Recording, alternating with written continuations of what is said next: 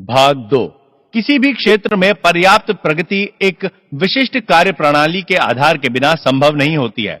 अर्थात आप भी कर सकते हैं।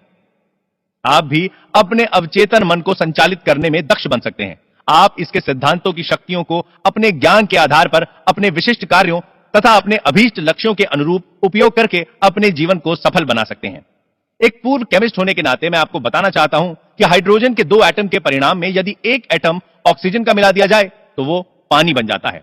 आप यह भलीभांति जानते हैं कि एक एटम ऑक्सीजन और एक एटम कार्बन मिला देने से कार्बन मोनोऑक्साइड नाम की जहरीली गैस बन जाती है। लेकिन यदि एक एटम ऑक्सीजन और मिला दिया जाए तो कार्बन डाइऑक्साइड गैस बन जाती है, जो एक साधारण गैस होती है। इसी प्रकार केमिस्ट्री रसायनों के मिश्रण की एक प्रयोगशाला है। आप यह ना सोचे कि केमिस्ट्री, फिजिक्स, मैथमेटिक्स के सिद्धांत आपके अवचेतन मन से अलग हैं। पानी अपना धरातल स्वयं बनाता है। यह एक सिद्धांत है जिसे सभी जानते हैं और स्वीकार करते हैं, और सभी जगह यह देखने को मिलता है। एक और उदाहरण लेते हैं। लोहा गर्म किए जाने पर फैलता है। यह एक सत्य है जो किसी भी समय किसी भी परिस्थिति में पाया जाता है। आप लोहे के टुकड़े को गर्म करो, वो बढ़कर फैलेगा, चाहे वो चीन में हो या इंग्लैंड अथवा भारत में हो। यह एक सार्वभौमिक सच्चाई है कि तत्व गर्म किए जाने पर फैलता है। यह भी एक सार्वजनिक सच्चाई है कि आप अपने अवचेतन मन में जो प्रभाव डालते हैं वो अंतरिक्ष के चित्रपट पर एक शब्द, अनुभव और परिणाम के रूप में अभिव्यक्त होता है। आपकी प्रार्थना का परिणाम मिलता है क्योंकि आपका अवचेतन मन सिद्धांत है, और सिद्धांत का मतलब है एक वस्तु की कार्यविधि या वस्तु के चलायमान होने का तरीका। उदाहरण के लिए बिजली के सिद्धांत को लेते हैं। वो ऊपर से नीचे की ओर दौड़ता है। जब आप बिजली का इस्तेमाल करते हैं तो आप उसके सिद्धांत को नहीं बदलते, लेकिन प्रकृति के सहयोग से आप अद्भुत आविष्कार और नई नई खोज करते हैं, जिनके परिणाम स्वरूप मानवता को अनगिनत लाभ पहुंचाए जाते हैं। आपका अवचेतन मन सिद्धांत है जो आस्था के नियम के अनुकूल चलता है। आपको पता होना चाहिए कि आस्था क्या है, वो क्यों काम करती है और कैसे काम करती है। बाइबल में यह बड़े आसान, स्पष्ट और सुंदर तरीके से बताया गया है कि कोई विश्वास के साथ पहाड़ से कहे कि हटो और समुद्र में जा गिरो, तो उसे अपने हृदय में कोई संदेह नहीं रहता, बल्कि उसे विश्वास होता है कि उसने जो कहा वो पूरा होगा, उसे वो सब कुछ मिलेगा जो वो कहेगा। आपके मन का नियम आस्था का सिद्धांत है। इसका मतलब है कि आपको मन के काम करने के तरीके पर विश्वास करना है। आपके मन की आस्था आपके मन का विचार है। देखो कितना आसान है सब कुछ, बस यही समझना है। आपके सभी अनुभव, परिणाम, शर्तें और कार्य आपके विचारों के प्रति आपके अवचेतन मन की प्रतिक्रियाएं हैं। याद रखने वाली बात यह है कि परिणाम, फल या उत्तर उसमें नहीं जिसमें आप विश्वास करते हैं, बल्कि आपके मन की आस्था से मिलता है। झूठी आस्थाओं, धारणाओं, अंधविश्वासों और आज के जीवन में प्रचलित भयों पर विश्वास करना छोड़िए और जीवन के सनातन सत्य एवं दैवी नियमों पर विश्वास करना शुरू करिए। तब जाकर आप जीवन में ऊपर उठेंगे और जीवन का सच्चा आनंद ले सकेंगे। जो व्यक्ति इस पुस्तक को पढ़कर और इसमें दिए गए अवचेतन मन के वैज्ञानिक सिद्धांतों को अपने जीवन में लागू करेगा, वो अपने लिए और दूसरों के लिए वैज्ञानिक एवं प्रभावपूर्ण रूप से प्रार्थना कर पाएगा। आपकी प्रार्थनाओं के परिणाम कर्म और उसकी प्रतिक्रिया के अलौकिक सिद्धांत के रूप में होते हैं, जो आपके विचार की प्रवृत्ति के अनुरूप होते हैं। अपने मन को सद्भाव, स्वास्थ्य, शांति तथा शुभेच्छाओं में लगाएं और देखें आपके जीवन में क्या आश्चर्य होते हैं। आपका मन दरअसल में एक है, किंतु उसके दो स्पष्ट भाग हैं। दोनों की विशेषताएं अलग हैं। सभी बुद्धिमान लोगों को मालूम है कि दोनों विभागों को एक रेखा अलग करती है। दोनों के कार्य बुनियादी रूप से एक दूसरे से अलग हैं। प्रत्येक विभाग को अलग अलग विशिष्ट शक्तियां और गुण मिले हैं। दोनों की पद्धति आपके मन के कामों को सामान्यतः दो पालों में बांट देती है। एक उद्देश्य मूलक मन और दूसरा व्यक्ति मूलक मन, चेतन मन और अचेतन मन। दूसरे शब्दों में, जो सतह पर दिखाई देता है, यानी जो आप दिखाई देते हो, और दूसरा आपके अंदर का मन, जो आपके अंदर है, दिखता नहीं। इसे स्वैच्छिक मन और अनैच्छिक मन अथवा पुरुष और स्त्री मन जैसे अनेक प्रकार से कहा जा सकता है।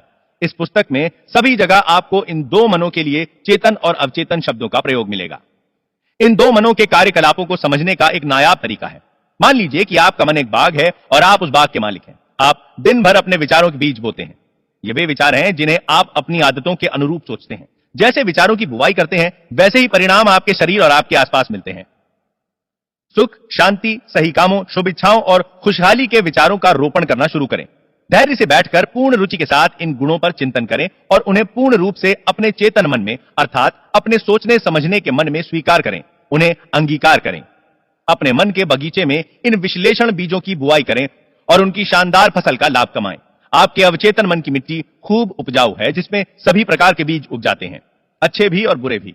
लेकिन जरा सोचिए, क्या कांटों को रोपने से कहीं अंगूर मिलेंगे या गोखरू के पेड़ में अंजीर लगेंगे?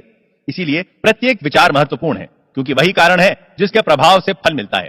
इसीलिए यह जरूरी है कि आप अपने विचारों पर नियंत्रण रखें। जिससे आपको वही परिणाम प्राप्त हो जैसा आप चाहते हैं। जब आपका मन सही रास्ते पर चलने लगेगा, जब आप सच को समझना शुरू कर देंगे, जब आपके अवचेतन मन में रचनात्मक, मधुर और शांतिपूर्ण विचार जमा होने लगेंगे, तब आपके अवचेतन मन की जादुई शक्ति में प्रतिक्रिया होगी और आपके जीवन में मधुर परिस्थितियां पैदा होंगी। आपके आसपास का वातावरण सहज बन जाएगा, प्रत्येक कार्य में सफलता मिलती जाएगी। जब आप अपने सोचने विचारने पर नियंत्रण शुरू कर देंगे, तो आपका अवचेतन मन इस शक्ति का उपयोग अपनी समस्या या परेशानी में भी कर पाएगा। दूसरे शब्दों में, आप वस्तुतः उस अनंत शक्ति और सर्वशक्तिमान नियम के सजग अनुयायी बन जाएंगे जो समस्त संसार को चलायमान रखता है। आप जहां रहते हैं वहां चारों ओर देखेंगे तो पाएंगे कि अधिकांश लोग शून्य जगत में रहते हैं और विवेकपूर्ण एवं ज्ञानीजन अभिलाषापूर्ण, अर्थपूर्ण जीवन को चुनते हैं। याद रखें, अर्थपूर्ण जीवन अर्थात आपके विचार, आपकी भावनाएं और कल्पनाएं ही आपके शून्य जगत का निर्माण करती हैं। इसीलिए यही रचनात्मक शक्ति और वो सब कुछ जो आप अपने जीवन में देखते हैं, उसे जाने अनजाने में आपके भीतर के मन ने बनाया है।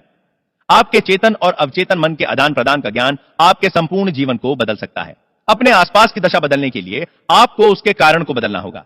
अधिकांश लोग दशा और परिस्थिति बदलने के लिए उसी में करना शुरू कर देते हैं।